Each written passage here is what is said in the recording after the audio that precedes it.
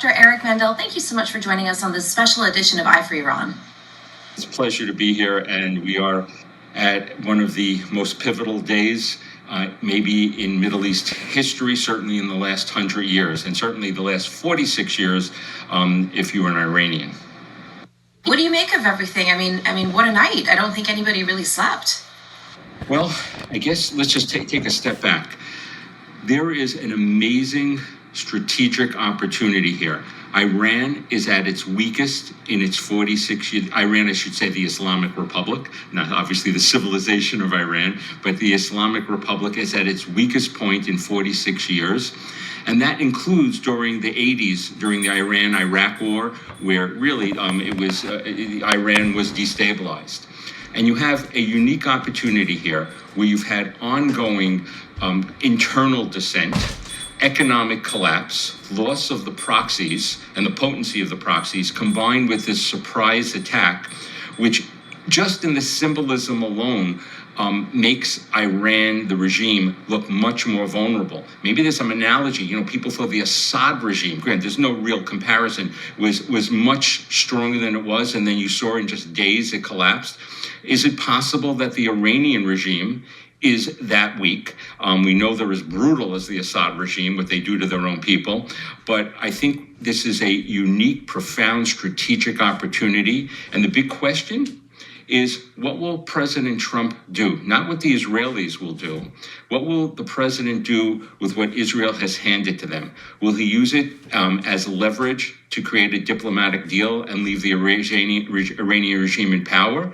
Or will he see this as an opportunity to really do something about the Middle East? And that means regime change. And by the way, behind the scenes, your viewers should not listen to comments, whether from Lebanon or Saudi Arabia. Those countries publicly will say, we condemn an Israeli preemptive strike. Behind the scenes, they are happy. They're applauding. They fear Iran as much or more, of what they can do. So this is an opportunity. We don't know what tomorrow is going to bring, whether to the Israeli people or what Israel plans to do in strikes. But what will America do? And as somebody who literally yesterday, hours before, was briefing the Senate and an incoming Deputy Secretary of Defense on this and discussing this, what will America do? Will we act more isolationist and let the Israelis go it alone, or we take advantage of what they did? And that's what I tell. I'm more of I will say, basically a security-minded internationalist. And I'm also believing that the best for American national security is to be with the Iranian people. This is the time to say we are with the Iranian people. And based on your conversations with these American officials, like you said, you spoke to somebody just, I guess, hours before Israel's strike in Iran, and you are in touch with Israeli officials as well. What are you hearing? Well, I just came back from Israel, so I got a chance to be with think tanks and with intelligence, defense, security people. Israel, after being there for the last 25 years, I found them the most confident that they can do a profound a tactical strike that could lead to a strategic change. And the Israelis have sounded... And what gave you that hint? You talk to people, and this is one of the reasons I go into the region, whether I go and I'm talking with the Israelis or the Qataris or the Saudis or the Egyptians, you talk to them and you listen, and you also have to know culturally how people respond. But the Israelis, I know, are the best of all those groups, and you can tell from body language, from how of just the confidence in their tone, not hubris by any stretch. They realize the difficulty, but it was that we can do this. We can do this by ourselves. We do need American behind-the-scenes intelligence and auxiliary logistical support, especially when the Iranians are likely to respond.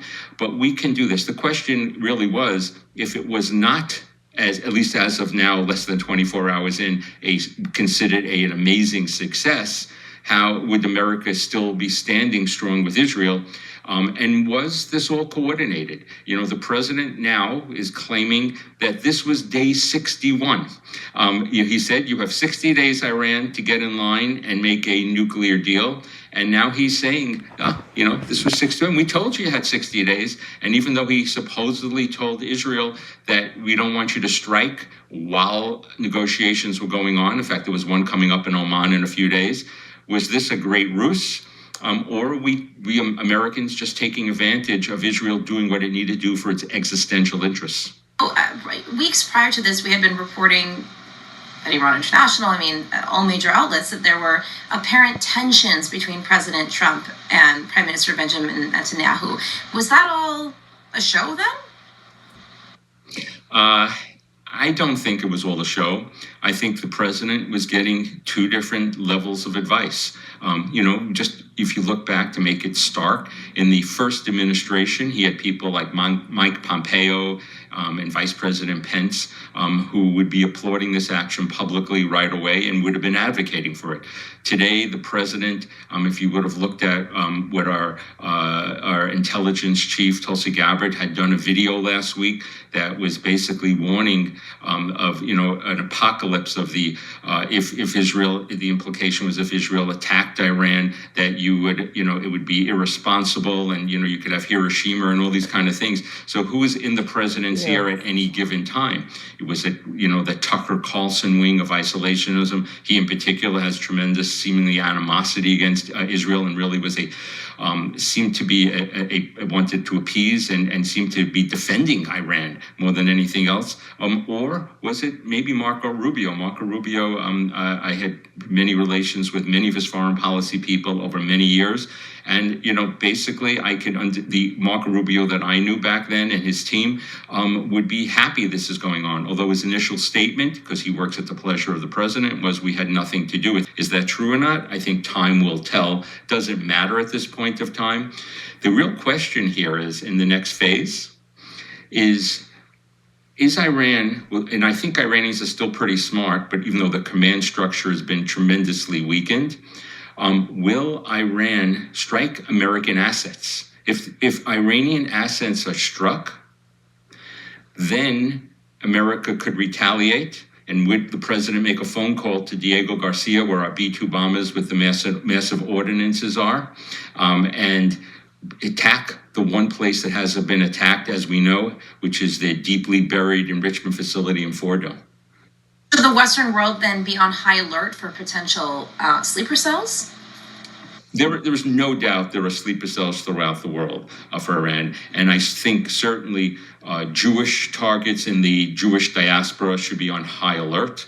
I think American targets and any group or country that somehow supports Israel through the Iranian eyes should be on high alert. So I think the next few weeks at the minimum, there should be some high alert. I don't expect an attack from Iran here because I really don't think that the Iranians want to poke the tiger of the United States, because the president could act quickly, and he could if America joins in, which I think would be a smart move to take advantage of this once in a generation or multi-generation opportunity, it will do the most thing to stabilize the Middle East in the long run, not create a regional war, but help the Iranian people. And then if we help the Iranian people, we should be there, not with boots on the ground, which is what the Tucker Carlson world would say, but no, it's Starlink to help them talk to one another and do all kinds of things to help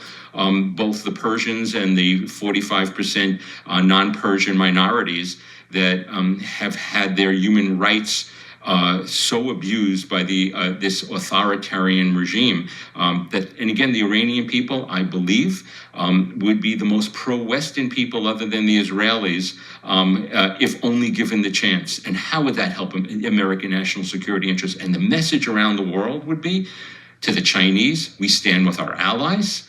We stand for democracy.